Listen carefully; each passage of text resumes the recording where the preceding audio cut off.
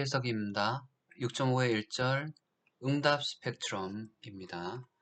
자, 3분도표로 나타낸 3분도표란 것은 이게 변이, 그다음 유사속도, 유사가속도로 나타낸 엘센트로 지진의 응답 스펙트럼에서 어떤 단자유도계가 진동수가 4Hz, 그러니까 0.25 초죠.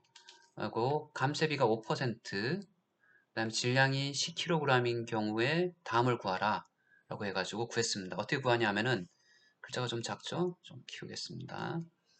자, 최대 상대 변이를 구하고 난 다음에 거기에 오메가 자승을 곱해가지고 최대 절대 가속도를 구할 수 있습니다. 그래서 구하면은 최대 각 고유 진동수 혹은 고유 주기에 해당되는 그 값을 대입시키면 1.4cm가 나왔고 거기에 오메가 자승을 곱해주면은 8.8m/s 자승이 나왔습니다. 하지만 절대 가속도를 구하고 난 다음에 이건 다 수도죠. 유사입니다. 그 다음 상대 변이를 구하게 되면은 절대 가속도에서 그 스펙트럼에서 9.1이 나왔고요. 다시 오메가 자승을 나눠줌으로 인해 가지고 변이를 구하게 되면 1.4 나왔습니다. 자, 수도를 사용함으로 인해 가지고 발생하는 문제점 중에 하나입니다. 자, 1.4cm는 똑같은데 뒤에서 최대 절대 가속도가 8.8 하나는 9.1m/s 자승입니다. 다릅니다. 예, 조금 다르죠. 약간의 뭐 엔지니어링 오차 내부에 있긴 하지만은 다르죠. 그래서 일반적으로 어, 최대 절대 가속도 스펙트럼을 구하고 난 다음에 상대 변이를 구하는. 왜냐하면 일반적으로 우리가 설계 응답 스펙트럼에 주로 사용하는 것이 가속도 응답 스펙트럼을 사용하니까 두 번째 방법을 주로 사용하게 됩니다. 하지만 이렇게 서로가 오메가 자승, 수도 유사 속도, 유사 변이, 유사 가속도이므로 서로 간에 약간의 근사적인 값으로 여러 간에 호환하는데 오차가 있다. 변이는 거의 오차가 적네요. 그죠? 가속도는 오차가 좀 있네요. 그래서 이 가속도를 정해줬는지도 모르겠습니다. 그래서 최대 관성력은 질량이 주어졌으니까 질량 곱하기 가속도 값입니다.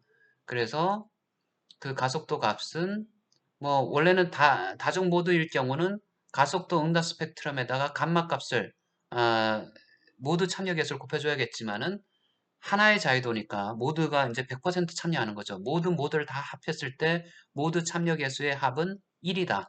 하지만 단자유도계니까 그냥 하나만으로도 1이다. 그래서 질량을 곱해주게 되면은 최대 관성력 값을 구할 수가 있습니다. 부재력이죠. 그리고 응답 스펙트럼 해석입니다.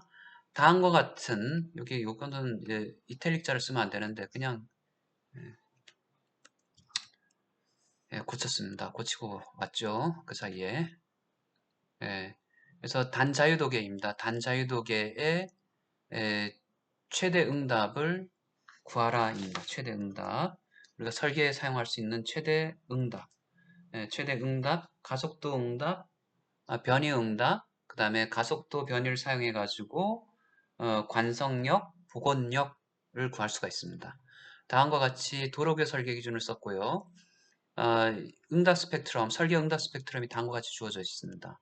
네, 여기에 해당되는 구조물의 고유 주기는 1.15초이므로 1.15초에 해당되는 값을 찾아가지고 요 값이 1.65가 나오고요. 여기 1.65, 1.65에다가 오메가 자승으로 나눠주게 되면은 변이값이 0.055m, 다른 얘기를 하면 5.5cm가 나옵니다. 5.5cm가 나와가지고 그러면은 강성을 곱해주게 되면 변이 여기 변이 SPD 값이 돼야 되는데 오자가 많네요. 그래서 하면은 3.3kN, 관성력으로 구한 것은 지금 3.3kN 똑같습니다. 이게 부재력이 감쇄가 빵이기 때문에 서로 간에 이게 성립했습니다. 자, 두 번째, 응답 스펙트럼 해석을 다자유도계에 어떻게 쓸 것인가? 다자유도계의 응답을 구하라 하면서 이거는 하나의 방향뿐이 안 되니까요. ABS, Absolute Sum, 그 다음에 SRSS 모드별로 혹은 CQC 방법을 사용할 수가 있습니다. 각 모드별 주기가 주어져 있고요. 모드별 응답을 구하고 난 다음에 응답을 ABS 혹은 SRSS, CQC 방법을 통해서 구할 수가 있습니다. 그래서 내진 설계 기준 97년도를 사용을 했습니다. 그래서 4개의 주기, 3개의 주기네요. 3개의 모드니까 1.36초, 0.64초, 0.43초. 0.43초 같은 경우에 이 공식을 못 쓰고 t분의 1이라는 공식을 못 쓰고 이 공식이 주어졌을 때 한계값이 주어지잖아요. 그죠? 단자에도. 그래서 요거 때 조심할 수 있다는 거. 여기는 CA 값을 썼다는 얘기는 지금은 FA, FB 값을 쓰는데 예전에는 CA, CB 값을 썼기 때문에 하고요. 그래서 여튼 고유 주기를 구하고 난 다음에 고유 주기를 다 구하고 그 다음에 진동 모드도 구해야 됩니다. 왜냐하면 모드 참여 개수를 구해야 되니까요. 그 다음에 SPA 각 모드별 가속도 응답을 구하고 거기에 오메가 자승을 나눠줌으로 인해 가지고 모드별 변이, 상대 변이 응답을 구했습니다. 여기서 조금 하는 것은 요 한계값이 있기 때문에 응답 스펙트럼의 한계값을 조심해야 된다라고 했고요. 그 다음에 일반 좌표계에서의 응답을 구하고 난 다음에 물리 좌표계에서의 응답을 구하려면은 이렇게 모드 참여 개수를 곱해줘야 됩니다. 그 다음에 모드 형상, 모드 형상과 모드 참여 개수를 곱해줘야죠. 모드 형상을 곱함으로 인해 가지고 물리 좌표계로 넘어가는데 각 모드별 기여도가 다 다르기 때문에 모드 참여 개수를 곱해줘야 됩니다. 그래서 물리 좌표계에서의 일반 좌표계에서의 응답을 각 모드별로 구하고 그 다음에 물리 좌표계에서의 응답을 구했습니다. 거기에 K 값을 곱해줌으로 인해 가지고 각 모드별 부재력을 구했고요. 각 모드별 부재력을 ABS 방법을 사용해서 더할 수 있고 제곱근 제곱합 방법을 사용할 수도 있고요. CQC 방법을 사용해서 구할 수도 있습니다. 여기서 CQC 방법은 대각행렬은 거기 상관계수가 1이고요. 자기 모드하고 자기 간의 관계니까 첫 번째 모드와 두 번째 모드의 상관계수는 1.5%, 첫 번째 모드와 세 번째 모드의 상관계수는 0.6%. 뭐 거기 굉장히 작습니다. 상관계수들이 서로 간에 이 정도인 경우는 모두 간의 상관계수가 굉장히 작기 때문에 서로 독립이라고 볼 수도 있습니다. 그래서 CQC 방법을 사용해서 구한 방법 구해서 이렇게 구했고 최종적으로 결과를 정리해 보니까 최대 물리적인 변이 값은 ABS 방법이 0.1, 0.06, 0.3, 그 다음에 SRS하고 CQC 방법은 0.08, 0.05, 0.02 얼추 거의 비슷하게 나왔습니다. 최대 부재력도 여기에 K 값을 곱해준 거니까요. 조금 차이가 나긴 하지만은 이놈이 이놈아보다 굉장히 큰 값이 나왔고요. 요 두 개 값은 얼추 비슷합니다. 밑면 전단력도 얼추 비슷하고요. 따라서 ABS 방법은 일반적으로 과대평가하는 값이고 SRS하고 CQC 방법은 얼추 비슷한 방법이다. 비슷해지려면은 각 모드별 상관성이 적어야 된다. 충분히 모드 간의 그 값들이 떨어져 있는 경우 보통 설계 기준에서 한 10% 이상은 떨어져 있어야 된다라고 얘기를 하고 있습니다. 좀 전에 대각 확률을 봤죠? 상관계수. 예, 그래서 CQC 방법이 가장 합리적인 방법으로 알려져 있으나 건축 구조 기준에서는 CQC 방법을 쓰게 해놨고요. 실제 설계에서는 SRS 방법을 많이 사용한다. 일반적으로 편의적이고 사람들이 판단하기 쉽고 일반적으로 모드별로 이제 뭐 그 정도는 떨어져 있기 때문에 하지만 3차원 해석과 비정형 구조물 그 다음 비틀림이 중요한 기여를 하는 경우에 있어서는 CQC 방법을 쓰는 것이 합리적이다 라는 걸 알 수 있습니다. 매틀랩 예제입니다. 멜랩 예제 다음과 같이 엘센트로 지진에 대해서 응답 스펙트럼을 0%, 5%, 10%, 20%에 대해서 응답을 구하라 라고 했습니다. 지금 제가 사용한 방법은 유마크 방법입니다. 유마크 방법이 근사적인 방법이고 정확한 방법은 아닙니다. 근데 우리가 이 방법을 2장에서 2장에서 시간 이력 해석에서 정확한 해석법, 선형하중법을 배웠습니다. 근데 선형하중법을 사용해서 구할 수도 있습니다. 그 방법이 일반적으로 응답 스펙트럼에서 가장 정확한 방법이기 때문에 응답 스펙트럼을 구할 때는 많은 사람들이 거기 선형하중법을 사용합니다. 실질적으로 보면 그 사람들의 프로그램을 뜯어보면 선형하중법을 사용했습니다. 어찌됐든 지금 우리는 뉴마크 방법을 사용을 했고 이 경우에 있어가지고 직접적으로 풀어가지고 SD, SV, SA 값을 구했습니다. 이렇게 구해보면은 각 거기 감세비별로 이렇게 됐고요. 장주기로 갈수록 변이값이 수렴은 하지 않습니다. 이렇게 수렴을 하지 않고 있는데 뭐 그 방법을 쓰면은 수렴할지도 모르겠는데 제가 알기로는 지금 현재 장주기에서 장주기로 갈수록 집안 변이하고 동일해지는 것을 알 수 있고 그 다음에 가속도 응답 스펙트럼에서 단주기로 가면은 이 값이 결국은 어떤 것에 수렴한다? Zero Period Acceleration, 즉 PGA 값에 수렴하는 것을 알 수 있습니다. 우리가 지난번에 수도 값을 봤을 때 여기서는 그냥 응답 스펙트럼을 작성했고요. 수도 값, 유사 값을 사용했을 때는 이게 속도 응답 스펙트럼과 유사 속도 응답 스펙트럼은 이게 장주기로 갈수록 값 차이가 크게 나더라 라는 걸 알 수 있었습니다.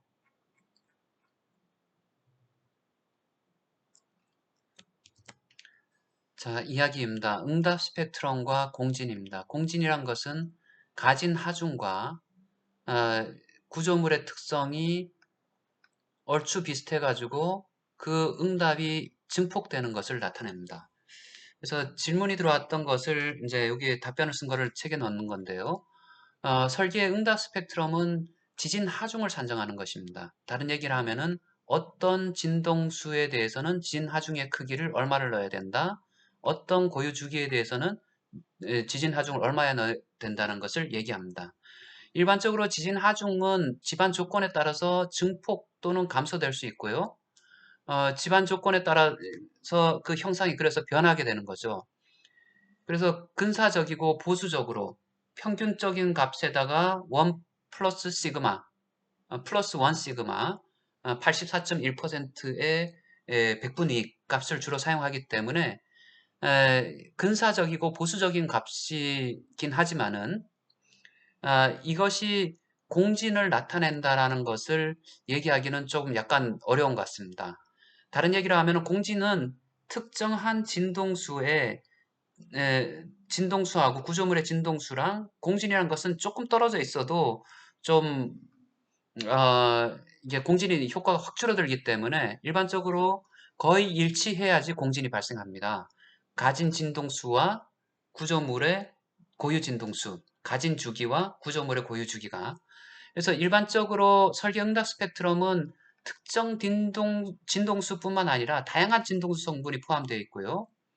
그래서 일반적인 지진 하중에 진동수 성분이 들어가 있고 특히나 어떠한 진동수 영역에서 큰 진동수 성분을 가지고 있다라는 것이지 즉 어떠한 지역에서 어떠한 진동수 성분이 큰 지진 하중으로 작용할 수 있다라는 걸 나타내지 구체적으로 구조동력학 이론에서 얘기하는 지진 하중과 구조물의 공진을 정확하게 적용 나타낸다라고 얘기를 하기는 어렵습니다.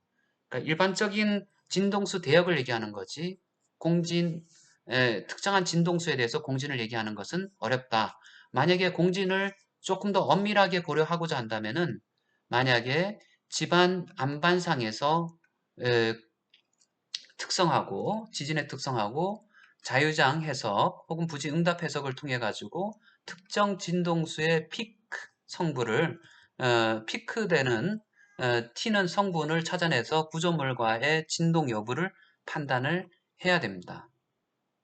그래서 엄밀하게 해야지 지진과 구조물의 공진을 고려할 수 있습니다.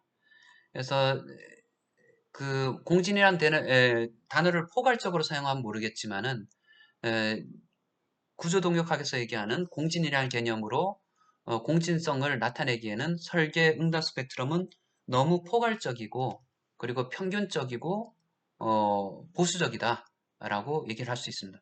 공진에 대해서는 보수적이 아니지만은 전반적으로 결론적으로 얘기했을 때는 설계 응답 스펙트럼은 다양한 지진, 그 지역에서 발생할 수 있는 다양한 지진의 특성을 경험적으로 평균적으로 포괄적으로 제시하고 있는 거고 공진보다는 집안 증폭에 초점을 두고 있고요. 그래서 설계 응답 스펙트럼이 보수적이긴 하지만은 단주기 구조물에 대해서 너무 큰 지진 하중을 사용하여 그러니까 뭐 공진이라든가 이런 것들을 해서 비경제적인 것을 제한하기 위해서 스펙트럼의 최대값을 커팅하고 있죠. 그죠? 그래서 단주기 성분에 대해서 그래서 경제성도 설계응답 스펙트럼에서는 고려가 돼 있다라는 얘기죠. 그래서 결론적으로 공진과 설계응답 스펙트럼은 개념상으로 약간 거리감이 있다.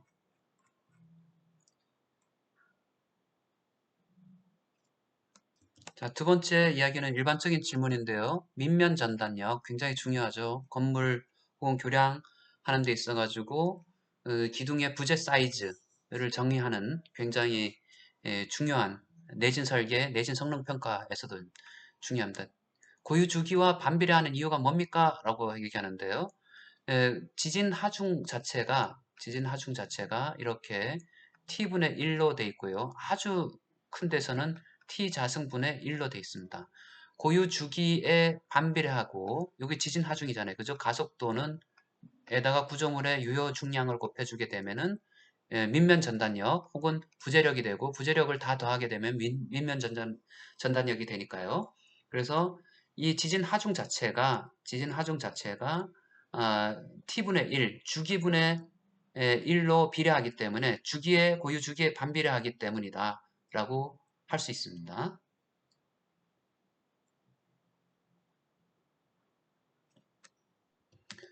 자, ASC7에 나왔던 7이 2005년도 판하고 2010년도 이후 판이 설계 스펙트럼의 개념이 조금 바뀌었습니다. 2005년도 판까지는 MC 최대 예상 지진이고 2010년도 이후에는 MCER 그러니까 리스크 기반입니다. 리스크 타겟티드. 우리는 아직 위험도 기반으로 나가지는 않았는데요. 우리나라는 어찌됐든 ASC7 2005년도 판과 2010년도는 각각 설계 응답 스펙트럼이 그전에는 기하 평균, 지오민이고요. 그 다음 2010년도 이후에는 최대 방향 설계 응답 스펙트럼에 해당됩니다. 그래서 이 두 개의 차이점이 뭐냐라고 하면 엘센트로 지진을 가지고 한번 그 값을 비교를 해봤습니다. 1초 주기. 1초에 대해서 흔들어 봤더니 1초 주기에 대해서 XY 방향을 흔들어 봤더니 다음과 같이 이게 EW 동서 방향 그 다음에 NS 남북 방향으로 흔들어 봤더니 3차원적 평면상에서 이렇게 움직인 겁니다. 1초 주기가 막 움직였습니다. 그래서 남북 방향의 최대값은 0.524 그 다음에 이쪽 방향의 최대값은 0.279 실질적으로는 최대값이 이렇게 나오는데 지오 평균 값은 기하학적인 평균 값은 이렇게 최대값이 이렇게 나왔는데요. 뭐 방향성에 따라서 최대값이 다르게 나올 수도 있겠죠. 이렇게 최대값이 XY 다르게 나올 수도 있는데 어찌됐든 최대값을 기하평균이란 것은 뭐냐 하면은 우리가 사장에서 배웠는데요. 사장에서 보면은 제일 첫 번째 절에 산술평균은 그냥 우리가 얘기하는 그냥 평균값입니다. 더하는 값이고요. 이렇게 기하평균은 이렇게 해서 합니다. 다른 얘기를 하면 어떤 직사각형의 면적이 있으면 직사각형의 x좌표, y좌표를 가로와 세로를 곱해주면 면적이 되잖아요. 면적에다 루트를 씌워주면은 어떻게 하면은 해당되는 같은 면적의 정사각형의 한 변의 길이와 같습니다. 이렇게 평균값이죠. 같은 면적을 뜻하는 그러니까 기하학적인 평균이고요. 조합평균은 이렇게 되고 그래서 일반적으로 산술평균이 제일 크고 기하평균, 조합평균입니다. 그래서 보면은 우리가 한 것은 이건 산술평균 아니라 기하평균인데 기하평균을 해보면 0.382가 나왔고요. 최대 방향, 최대값, 최대 방향, 최대값인 경우는 0.524가 나왔습니다. 그래서 이 값이 최대 방향 값이 일반적으로 조금 더 크게 나옵니다. 이렇게 나와서 어, 그 서로 응답 스펙트럼, 설계 응답 스펙트럼을 구하는 개념 자체가 조금 바뀌었고요. 그 다음에 일반적으로 기압 평균보다는 최대 방향 값이 조금 크게 나오더라. 그래서 기압 평균으로 응답 스펙트럼 구하면은 예를 들어서 동일본 대지진에 대해서 한번 구해봤는데요. 요게 파란색이 동서 방향의 응답 스펙트럼이고요. 빨간색이 남북 방향의 응답 스펙트럼입니다. 각 주기별로 이 값과 이 값을 곱해가지고 루트를 씌워주게 되면은 요 녹색 값이 기압 평균 값이 되는 겁니다.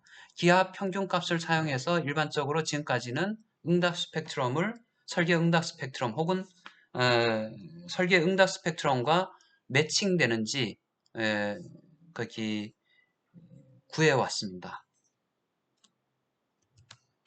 자, 동일본 대지진에 대해서는 이렇게 우리가 응답 스펙트럼 작성하는 요령은 이렇게 지오민을 써가지고 작성을 했고 과거에는 지금은 최대 방향 값을 쓰고 있고요. 평가용 지진에서는 조금 다릅니다. 이것은 이제 ASCE 7-16 혹은 ASCE 41-13을 주로 참조를 하였는데요. 지금은 13이 아니라 17년도를 쓰고 있죠. 했는데 이 경우에선 평가형 지진에서는 두 개의 쌍, 그러니까 수평 두 방향이죠. 그다음 개별 지진에 대해서 5% 응답 스펙트럼을 작성하고 각 작성된 성분을 이건 지오민으로 이렇게 합쳤지만은 어, 그 평가용 지진에서는 지오민이 아니라 SRSS로 합치고 SRSS를 합쳐가지고 그 합친 것들의 평균 값들이 응답 스펙트럼의 관심 주기 상에서 80% 이상이 되어야 된다. 뭐 이런 값들이 있죠. 조금 다릅니다. 어찌됐든 자 6.5절은 여기까지 하겠습니다. 감사합니다.